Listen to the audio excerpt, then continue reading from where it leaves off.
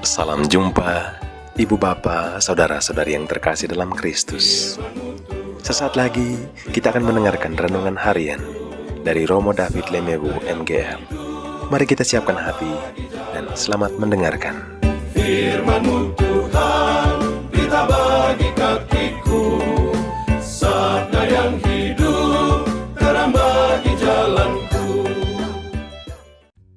Bapak, Ibu, Saudara-saudari yang terkasih di dalam Kristus, hari ini bacaan kita diambil dari Kisah Para Rasul bab 22 ayat 3 sampai dengan 16. Pada waktu itu, Paulus membela diri di hadapan orang-orang Yahudi.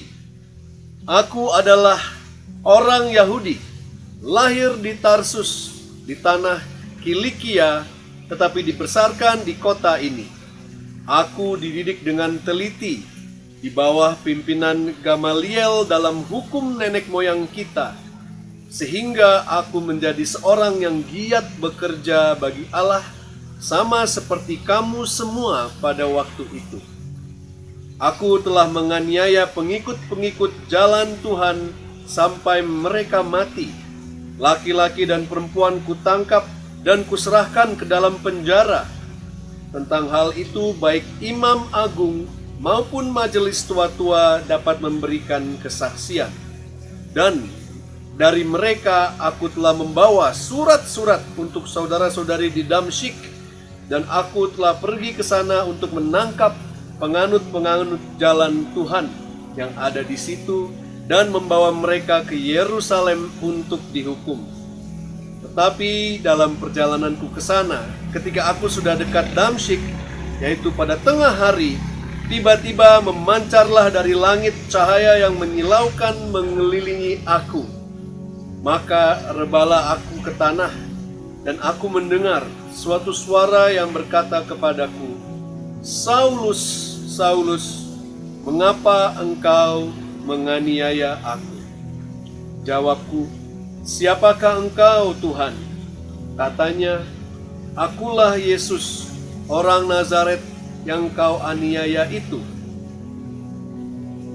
Mereka yang menyertai aku memang melihat cahaya itu, tetapi suara dia yang berkata kepadaku tidaklah mereka dengar.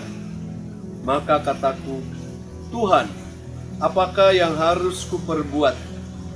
Kata Tuhan kepadaku, "Bangkitlah dan pergilah ke Damsyik. Di sana akan diberitahukan kepadamu segala sesuatu yang ditugaskan kepadamu." Aku tidak dapat melihat oleh karena cahaya yang menyilaukan mata itu. Maka kawan-kawan seperjalananku memegang tanganku dan menuntun aku ke Damsyik. Di situ ada seorang bernama Ananias, seorang saleh yang hidup menurut hukum Taurat dan terkenal baik di antara semua orang Yahudi yang ada di situ. Ia datang berdiri di dekatku dan berkata, "Saulus, saudaraku, bukalah matamu dan melihatlah." Dan seketika itu juga aku melihat kembali dan menatap dia. Lalu katanya, "Allah nenek moyang kita telah menetapkan engkau untuk mengetahui kehendaknya, untuk melihat yang benar, dan untuk mendengar suara yang keluar dari mulutnya. Sebab engkau harus menjadi saksinya terhadap semua orang tentang apa yang kau lihat dan kau dengar. Sekarang, mengapa engkau masih ragu-ragu? Bangunlah, berilah dirimu dibaptis, dan berserulah kepada nama Tuhan. Maka dosa-dosamu dihapuskan." Demikianlah sabda Tuhan. Syukur kepada Allah. Bapak, Ibu, Saudara-saudari terkasih dalam Kristus, dalam Gereja Katolik, hari ini tanggal 25 Januari kita merayakan pesta besar Hari Pertobatan Santo Paulus.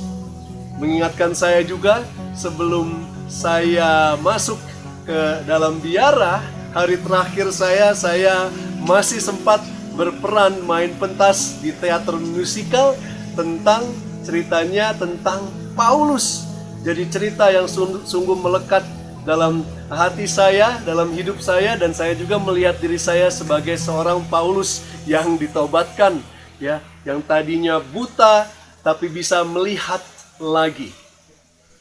Mungkin ini sangat spesial dan bertepatan di mana hari ini juga kita menutup pekan doa sedunia, di mana kita berdoa juga untuk persatuan umat-umat Kristiani, pengikut Kristus, yang dikatakan pada waktu itu adalah pengikut-pengikut jalan Tuhan, the way.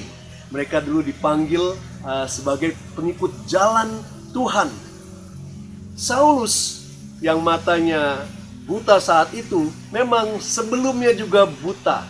Dia tidak bisa melihat, ya, tubuh Kristus. Mengapa saya katakan pengikut Kristus adalah tubuh Kristus? Ya, ini sambung di mana Paulus mengatakan kemarin di 1 Korintus 12 bahwa kita adalah dalam satu roh, berbagai bagian tubuh Kristus, tapi satu oleh Roh Kudusnya. Dia tidak bisa melihat sampai Kristus harus membutakan dia, sehingga akhirnya dia melihat, ya, tubuh Kristus sendiri. Karena Kristus tidak mengatakan, mengapa engkau melukai pengikutku atau melukai orang-orangku. Yesus tidak mengatakan itu, tapi Yesus mengatakan, mengapa engkau melukai aku? Karena pengikutnya adalah tubuhnya. Kita semua pengikut Kristus, ya, yang berbagai macam gereja berbeda-beda, kita semua adalah tubuhnya, ya. Dan Yesus mengatakan kepada Saulus waktu itu, mengapa engkau, ya, melukai aku, ya. Dan akhirnya Saulus pun sadar. Dia teringat pastilah di mana saat pertama kali, ya, sejak 30 tahun sejak Pantekosta itu Saulus mengejar-ngejar pengikut-pengikut jalan Tuhan, ya, sampai Santo Stefanus juga, martir pertama yang mati dirajam oleh batu-batu oleh pengikut-pengikut Saulus, di mana Saulus melihat dan mengumpulkan baju-baju mereka yang menimpuki Stefanus sampai mati, ya. Tetapi Tuhan tidak melihat apa yang sudah berlalu, ya, yang dilakukan oleh Saulus. Ada pepatah mengatakan seorang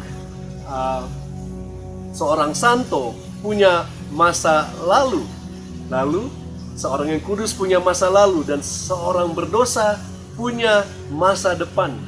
Apakah kita hidup dalam dosa atau kita hidup dalam kekudusan, semua punya harapan.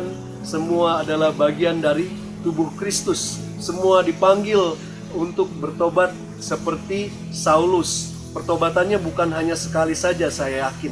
Saulus pun mengatakan dia berdoa dan berdoa agar Tuhan mencabut, ya, duri yang ada di dalam dagingnya, ya, kelemahan dirinya. Tetapi Tuhan mengatakan kepadanya, tidak, ya, rahmatku, karuniaku sudah cukup bagimu, ya, di dalam kelemahanmu engkau akan melihat kekuatan Tuhan. Mari kita yang lemah, yang sering atau kadang jatuh ke dalam dosa, ya, dikatakan di Amsal 16:24 bahwa orang benar itu, ya, jatuh 7 kali. Bayangkan orang benar, ya. Kita yang lemah, kita perlu juga sering-sering bertobat, mohon pengampunan kepada Tuhan, sehingga hidup kita bisa diputar balik, ya, diubah, dibentuk menjadi seperti dari Saulus menjadi Paulus.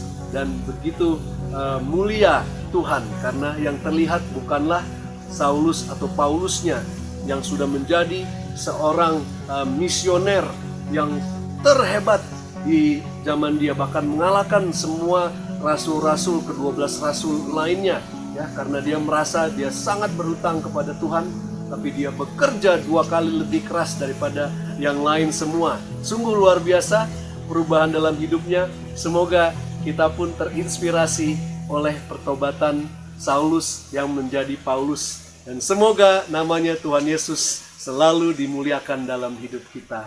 Amin.